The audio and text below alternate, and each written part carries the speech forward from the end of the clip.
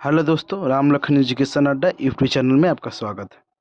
आज हम लोग एक लाइट चैप्टर है फिजिक्स का, उसके बारे में पढ़ने वाले हैं। और लाइट चैप्टर को इजी बनाने के लिए हम लाइट को दो भागों में बांट दिए हैं। लाइट को कितना भागों में बांट दिए हैं दोस्तों? दो भागों में, ठीक है। पहला भाग है प्रकाश का परिवर्तन। पहला भाग क्या है दोस्तों? प्रकाश का परिवर्तन, ठीक है। और दूसरा भाग हम जो बांटेंगे प्रकाश का अपवर्तन, ठीक है। तो प्रकाश का अपवर्तन और पहला भाग प्रकाश का परिवर्तन, ठीक है। अब हम लोग जानेंगे दोस्तों प्रकाश क्या है। क्या जानने वाले हैं दोस्तों कि प्रकाश क्या है, यही ना। देखिए, प्रकाश जो है एक प्रकार की ऊर्जा है। आपसे एग्जाम पूछ सकता है कि प्रकाश एक प्रकार की क्या है? ऊर्जा है, जिसकी सहायता से हम किसी वस्तु को देख सकते हैं। याद रखिएगा दोस्तों कि प्रकाश एक प्रकार की ऊर्जा है जिसकी सहायता से हम किसी वस्तु को क्या कर सकते हैं? देख सकते हैं। उसके पास उसके उसके बाद प्रकाश हमेशा सीधी रेखा में गमन करती है। आपसे दोस्तों एग्जाम में सवाल पूछ सकता है कि प्रकाश गमन करती है, तो आप दोस्तों बोलिए कि प्रकाश जो है सीधी रेखा में गमन करती है। कभी कभी सीधी रेखा की जगह पे सरल रेखा भी ऑप्शन में आपको क्या कर सकता है? दे सकता है। याद रखिएगा दोस्तों कि प्रकाश हमेशा सीधी रेखा में गमन करती है। उसके बाद हम आपको प्रकाश की विशेषता के बारे में पढ़ाने वाले हैं। जैसे यहाँ पर देखिए, प्रकाश की विशेषता के बारे में टॉपिक दिया है, इसके बारे में हम डिटेल जानकारी देंगे। जैसे पहला विशेषता के बारे में आप कह सकते हैं कि जो प्रकाश है, जो प्रकाश का जो तरंगदैर्घ्य होता है 3900 एंगस्ट्रॉम से लेके 7800 एंगस्ट्रॉम के बीच होता है। जो दोस्तों जानिएगा, आप एक बात आपको बताने वाले हैं कि ए पर जो पॉइंट दिया हुआ है इसको एंगस्ट्रॉम बोलते हैं। क्या बोलते हैं दोस्तों? एंगस्ट्रॉम। अब देखिए, एक एंगस्ट्रॉम बराबर 10 के पावर माइनस 10 मीटर होता है। क्या होता है दोस्तों? एक एंगस्ट्रॉम बराबर 10 के पावर एक एंगस्ट्रॉम बराबर 10 के पावर माइनस 10 मीटर होता है। और एंगस्ट्रॉम के बारे में हम दो चार बात बताने वाले हैं जो आपको हमेशा ध्यान में रखना चाहिए। कभी कभी बीपीएससी इस बात को पूछता ही रहता है, ठीक है। अगर आप बिहार दरोगा बीपीएससी की तैयारी करते हैं तो ये सवाल बार बार ही पूछता है बीपीएससी और बिहार दरोगा में, ध्यान में रखिएगा। या किसी भी कॉम्पिटिशन की तैयारी करते हैं तो ध्यान में रखिएगा, ठीक है। जैसे में आपको पूछ सकता है कि ए, एक एंगस्ट्रॉम बराबर होता है, तो क्या बोलिएगा दोस्तों कि 10 के पावर माइनस 10 मीटर, ठीक है। अब देखिए, वायु और निर्वात में प्रकाश चाल सबसे अधिक होता है। वायु और निर्वात में प्रकाश चाल क्या होता है? सबसे अधिक होता है। कितना होता है? 3 × 10 के पावर 8 मीटर प्रति सेकंड होता है दोस्तों। क्या होता है? 3 × 10 के पावर 8 मीटर प्रति सेकंड होता है। अब कहने का मतलब है कि निर्वात का मतलब क्या है। जैसे हम निर्वात शब्द का प्रयोग किए हैं कि निर्वात में प्रकाश चाल सबसे अधिक होता है, तो निर्वात का मतलब ये होना चाहिए ना कुछ। वायु तो आप जानते ही हैं कि जो हम लोग को वायुमंडल में वातावरण है उसी को वायु बोला जाता है। बाकी निर्वात क्या है आखिर? तो निर्वात का मतलब होता है ऐसा जगह जहाँ पर वायु नहीं पाया जाता है। ऐसा जगह जहाँ पे क्या नहीं पाया जाता है? वायु। उसे क्या कहते हैं हम लोग? निर्वात कहा जाता है, ठीक है। निर्वात का मतलब एक और सेंस में इसको समझ सकते हैं कि ऐसा जगह या ऐसा स्थान जहाँ किसी व्यक्ति का वजन शून्य के बराबर हो जाए उसको भी लोग निर्वात कहा जाता है, चाहे उसको भी लोग निर्वात कहता है, ठीक है। तो ध्यान में रखिएगा, ठीक है। और प्रकाश चाल जो चाल होता है सबसे अधिक वायु में होता है, या ऑप्शन में निर्वात भी दे सकता है या हवा भी दे सकता है। ध्यान में रखिएगा, प्रकाश चाल जब सबसे अधिक अगर पूछे तो वायु की जगह निर्वात भी दे सकता है, निर्वात की जगह पे हवा भी दे सकता है। तो इस बात को आप ध्यान में रखिएगा, ठीक है। तीन नंबर बात आपको हम बताने वाले हैं कि जो प्रकाश के गमन के लिए कभी माध्यम की आवश्यकता नहीं होती। आपसे एग्जाम पूछ सकता है कि किसके गमन के लिए कभी भी माध्यम की आवश्यकता नहीं होती है। दोस्तों आप बोलिएगा कि प्रकाश की गमन के लिए कभी माध्यम की आवश्यकता नहीं होती है। 4 नंबर आपको विशेषता बताने वाले हैं कि प्रकाश की जो प्रकृति होती है दोहरी होती है। अब कहिएगा दोहरी होती है कि इसका मतलब क्या है दोस्त? आप पूछिएगा तो देखिए, जो प्रकाश है ना कण के रूप में भी चलता है और तरंग दोनों के रूप में चलता है, यानी दोनों के रूप में व्यवहार करता है। और ये बात कण का मतलब क्या है, तरंग का मतलब क्या है, इसको समझाने वाले हैं आपको। अब जो न्यूटन ने बोला था ना कि प्रकाश ना हमेशा कण के रूप में चलता है, और हाइगेंस ने बताया था कि प्रकाश हमेशा क्या है? तरंग के रूप में चलता है। दोनों का बात सही है, इसीलिए हम लोग प्रकाश लिखते हैं कि प्रकाश की प्रकृति क्या होती है? दोहरी होती है, यानी कण और तरंग दोनों के रूप में चलता है। इस बात का क्या करिएगा आप? ध्यान में रखिएगा।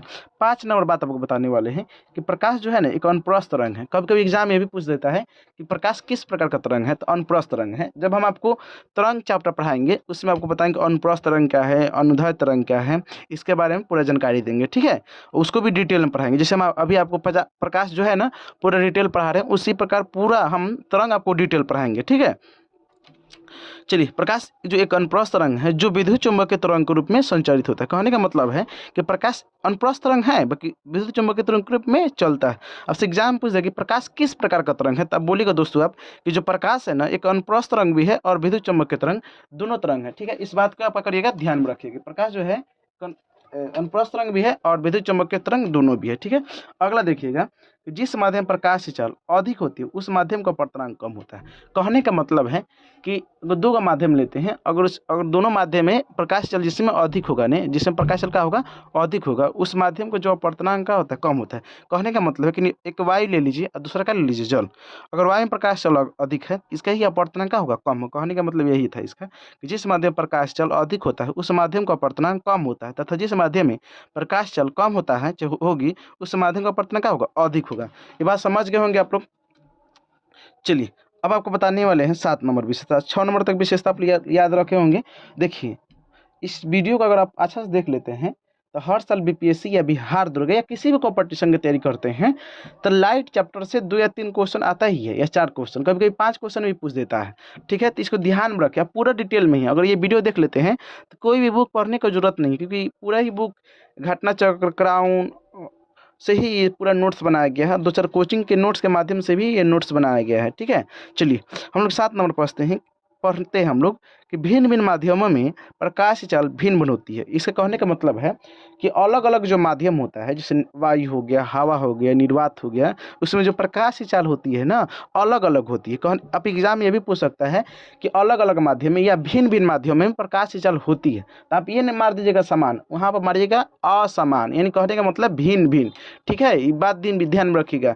ठीक है, कभी कभी एग्जाम में कॉमन सेंस से क्वेश्चन पूछ देता है। ठीक है, चलिए, जैसे मैं अब कह सकते हैं कि भिन्न भिन्न माध्यम में प्रकाश चल अधिक होती है, मतलब भिन्न भिन्न माध्यम में प्रकाश चल भिन्न भिन्न होती है। कहने का मतलब क्या है इसका, देखिए, जैसे वायु या निर्वात, अभी आपको बताया यहाँ पे कि कहाँ, यहाँ पे कि वायु और निर्वात या हवा। ठीक है, ये भी कह सकते हैं कि वायु, निर्वात या हवा में प्रकाश चल कितना होता है, 3×10⁸ मीटर प्रति सेकंड होता है। ये भी बताएं कि इसमें ही प्रकाश सबसे अधिक होता है, किसमें, वायु या हवा या निर्वात में। देखिए, वही चीज़ यहाँ पर लिखा है कि वायु या निर्वात में प्रकाश चल 3×10⁸ मीटर प्रति सेकंड होता है। दूसरा नंबर है जल में प्रकाश चल 2.25 × 10⁸ मीटर प्रति सेकंड होता है। कांच में प्रकाश चल 2×10⁸ मीटर प्रति सेकंड होता है। नायलॉन में प्रकाश चल 1.96 × 10⁸ मीटर प्रति सेकंड होती है। रॉक साल्ट में प्रकाश चल 1.96 × 10⁸ मीटर प्रति सेकंड होती है। तरपीन के तेल में प्रकाश चल 2.24 × 10⁸ मीटर प्रति सेकंड होती है। कभी कभी दोस्तों यहाँ पर 10⁸ नहीं देके 10⁵ दे देता है, तो उसमें ध्यान रखिएगा कि इकाई के जगह पर किलोमीटर प्रति सेकंड होगा। कहने का मतलब है अगर मीटर में पूछे तो 3×10⁸ मीटर प्रति सेकंड, और किलोमीटर में पूछे तो 3×10⁵, जैसे देखिए दोस्तों, या कर कह सकते हैं 3×10⁵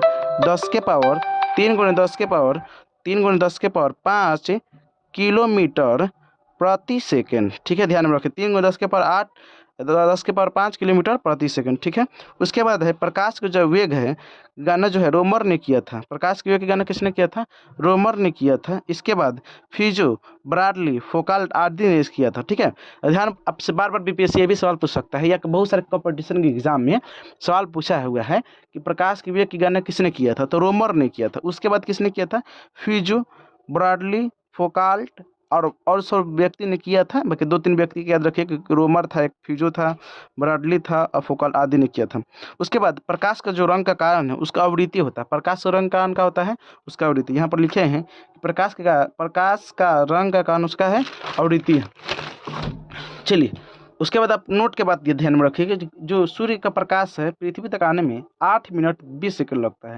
यानी कहने का मतलब है कि 500 सेकंड लगता है। आपसे एग्जाम में एक अब की बार या 66 या 65 में बीपीएससी में पूछा था कि सूर्य का प्रकाश पृथ्वी तक आने में कितना समय लगता है, तो वहाँ पर लगभग 8 मिनट ऑप्शन दिया था। तो आपको याद रहेगा तब ना मारिएगा 8 मिनट। तो ध्यान में रखिएगा कि सूर्य का प्रकाश पृथ्वी तक आने में 8 मिनट 20 सेकंड या 500 सेकंड लगता है। ध्यान में रखिएगा, क्योंकि 8 को 1 मिनट में 60 सेकंड होता है, तो 60 से गुना करिएगा तो 480 सेकंड आ जाएगा। अब 20 सेकंड यहाँ पे है तो 500 सेकंड हो जाएगा कि नहीं, तो ये बात तो समझ लीजिए आप। ठीक है, चलो अगला दिखाते हैं आपको कि चांद का प्रकाश पृथ्वी तक आने में 1.28 सेकंड नहीं, यानी लगभग 2 सेकंड के बराबर लगता है। ठीक है, और एक और बात ध्यान रखें कि चांद का अपना प्रकाश नहीं होता है। ठीक है, ध्यान रखिए, चांद का अपना प्रकाश नहीं होता है। उसके बाद है कि प्रकाश का रंग तरंगदैर्घ्य से निर्धारित होती है। कहने का मतलब इसका इस बात का मतलब आप समझिए कि जो प्रकाश का तरंग है किससे निर्धारित होती है, तरंगदैर्घ्य से निर्धारित होती है। इसका मतलब क्या है, इसका मतलब आपको समझाने वाले हैं कि जिसका तरंगदैर्घ्य जितना कम होता है उसमें प्रकाश की चाल उतना ही कम होता है। कहने का मतलब है कि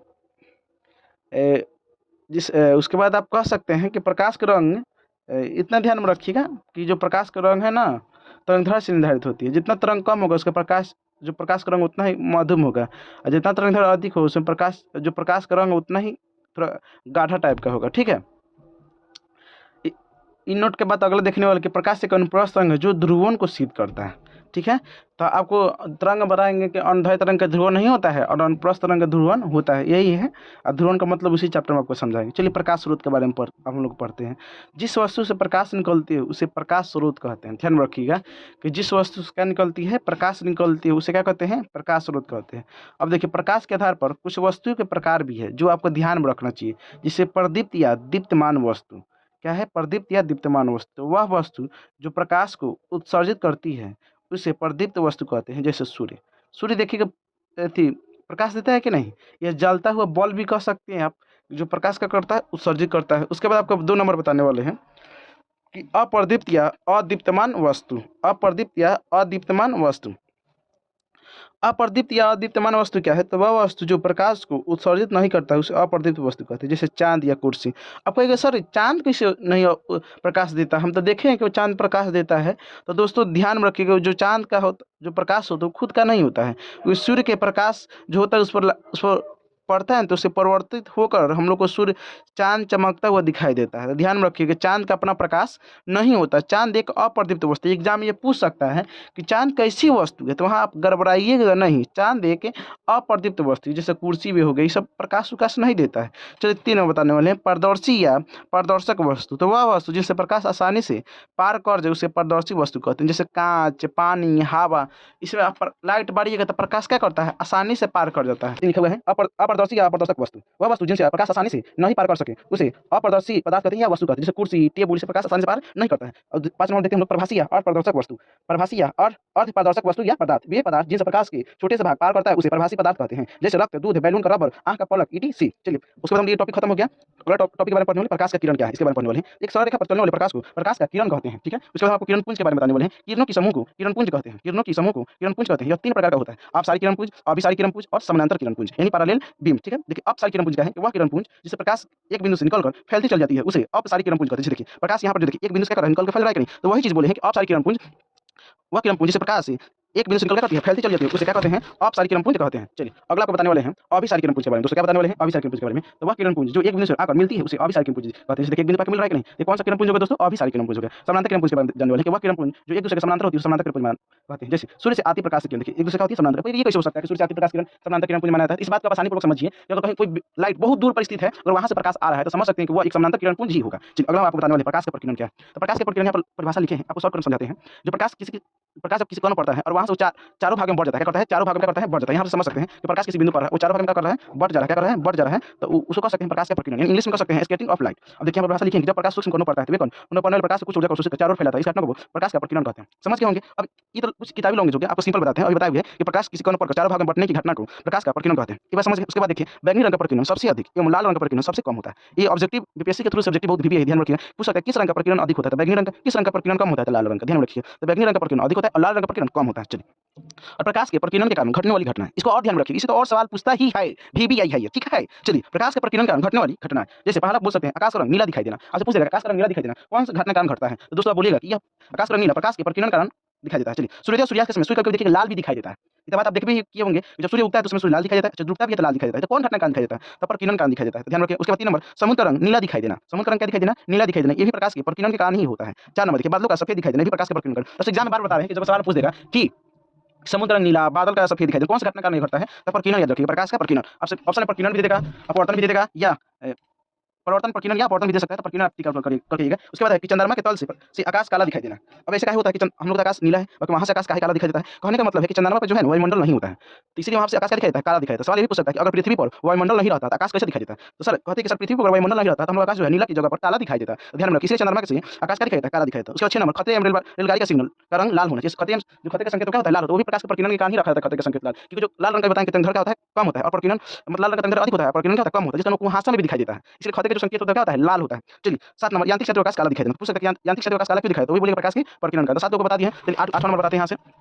जो टिनर प्रभाव है प्रकाश के प्रकीर्णन को प्रदर्शित करता है। टिनर प्रभाव होता क्या है, तो टिनर प्रभाव ध्यान रखिए वो जंगल में दिखाया था। टिनर प्रभाव कहाँ दिखाता है दोस्तों, जंगल में दिखाता है। जिस रंग का तरंग जितना अधिक होता है उसका प्रकीर्णन उतना ही कम होता है। जैसे देखिए होता है कि बैगनी रंग का प्रकीर्णन अधिक और लाल रंग का प्रकीर्णन कम। है कि लाल रंग का होता है कि लाल रंग का तरंग अधिक होता है और बैगनी रंग का तरंग क्या कम होता है। तो उसी पर उल्टा इसे बोलना है, प्रकीर्णन तरंग सीधा होता है, लाल का तरंग अधिक और बैगनी का तरंग कम, बाकी प्रकीर्णन बोलेगा तो बैगनी का अधिक, लाल का कम। वही चीज लिखें, जिस रंग का तरंग जितना अधिक होता है उसका प्रकीर्णन उतना ही कम होता है। जैसे लाल रंग का जो तरंग है ज्यादा तो प्रकीर्णन कम, लाल रंग का तरंग सबसे ज्यादा तो उसका प्रकीर्णन सबसे कम, और बैगनी का तरंग सबसे कम तो उसका प्रकीर्णन ज्यादा। चलिए ये अभी बताइए कि सूर्य में प्रकाश विज्ञान रोमन किया था, तो सूर्य पढ़ लिया। उसके किरण के बारे में जानने वाले हैं। प्रकाश की किरणों का पथ दर्शाने वाले चित्र को किरण रेखा कहते हैं, तो ध्यान रखिए। उसके बाद प्रकाश किरणों का पथ दर्शाने वाले चित्र कहते हैं किरण रेखा कहते हैं। इसको ध्यान रखिए। प्रकाश के परिवर्तन, प्रकाश किसी वस्तु से टकरा कर लौटने की घटना को प्रकाश का परिवर्तन कहते हैं। प्रकाश के परिवर्तन के 2 नियम होते हैं। देखिए आपतित किरण, देखिए ये आ रहा है आपतित किरण, जा रहा है परिवर्तित किरण हो गया, और देखिए अविलंब है आपतित किरण, तो अविलंब और आपतित किरण, ये अविलंब हो गया, आपतित किरण बीच कोण को आपतन कोण कहते हैं, और परिवर्तित किरण अविलंब के बीच कोण को परिवर्तन कोण कहते हैं। देखिए आपतन बिंदु है, देखिए आपतित किरण परिवर्तित किरण अविलंब हो गया, तो देखिए समतल सतह के लिखे समतल सतह। देखिए पहला नियम, आपतित किरण परिवर्तित किरण तथा आपतन बिंदु पर खींचा गया अभिलंब तीनों एक ही समतल में, अर्थात AO बराबर NO बराबर BO, तीनों एक ही समतल में। देखिए तीनों एक ही समतल में मिल रहा है। दूसरा नियम, आपतन कोण परिवर्तन कोण के बराबर होता है, अर्थात कोण I बराबर कोण R। देखिए कोण I होता है, कोण R क्या होता है, बराबर होता है। ठीक है दोस्तों, मिलते हैं हम लोग अगले वीडियो में। ठीक है जी हाँ दोस्तों, अभी ये पार्ट हम लोग 2 में पढ़ेंगे प्रकाश के बारे में। अगर अभी तक आप मेरे चैनल को सब्सक्राइब नहीं किया है तो चैनल को सब्सक्राइब कर दें, क्योंकि हम कोई वीडियो अपलोड करें तो उसका नोटिफिकेशन आपके यहाँ जल्दी पहुंच जाए, और साथ ही आप बेल आइकन भी दबा दें, तब ना आपका वीडियो आपके पास जल्द पहुंचेगा। ठीक है, मिलते हैं हम लोग पार्ट 2 में, लाइट चैप्टर पार्ट 2 में। चलिए ओके।